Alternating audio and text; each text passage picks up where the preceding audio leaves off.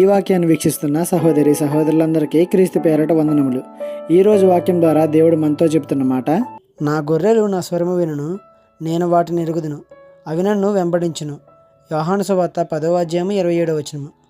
గొర్రెలు వాటి యజమాని స్వరాన్ని గుర్తుపడతాయి. వాటి యజమాని పిలిస్తేనే అవి ముందుకు వెళ్తాయి. యజమానుడు ఏ త్రోవలో వెళ్తే ఇవి కూడా అదే త్రోవలో వెళ్తాయి.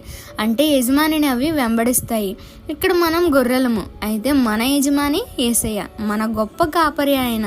అయితే ఆయన స్వరాన్ని వినగలుగుతున్నామా? ఎందుకు వినట్లేదు? ప్రతి శుక్రవారం, ప్రతి ఆదివారం వింటూనే ఉన్నాం వాక్యం. ఇంటి దగ్గర ఫోన్లో, టీవీలో చాలా వాక్యాలు వింటాం అని అనుకుంటాం. కానీ వాక్యం నువ్వు వినడం వేరు, నీతో మాట్లాడడం వేరు.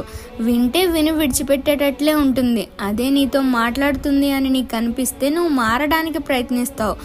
వీరు దేవునికి అసలైన గొర్రెలు. అందరూ వింటారు, కానీ కొందరే దేవుడు నాతో మాట్లాడుతున్నాడు, నేను మారాలి అని అనుకుంటారు.